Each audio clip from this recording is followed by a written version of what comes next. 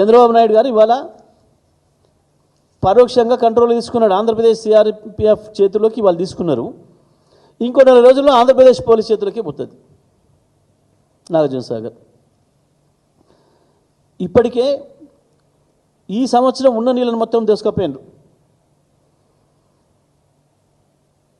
వాళ్ళ వాటా మొత్తం దినంగా తాగంగా తెలంగాణ వాటాలో ఉండే నీళ్లు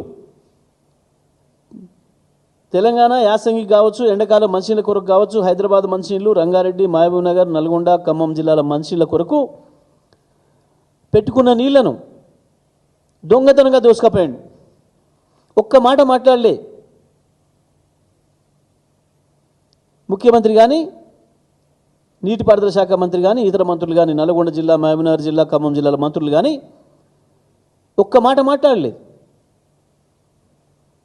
ఎందుకో చంద్రబాబును చూసి వణుకుతున్నారు. చాలా ఆశ్చర్యంగా ఉంది. వాళ్ళ పార్టీ అధిష్టానాల కంటే ఎక్కువ చంద్రబాబుతో మంచిగా ఉండాలన్న ప్రయత్నం ఈ రాష్ట్ర ముఖ్యమంత్రి, మంత్రులు చేస్తున్నారు. చంద్రబాబు భయ మోడీతో మంచిగా ఉండాలని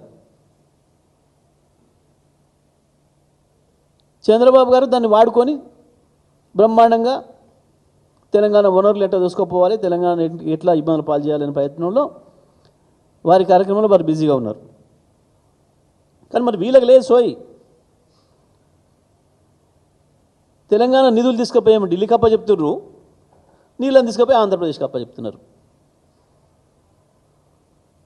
తెలంగాణ నిధులు ఢిల్లీకి, నీళ్లు ఆంధ్రప్రదేశ్కి.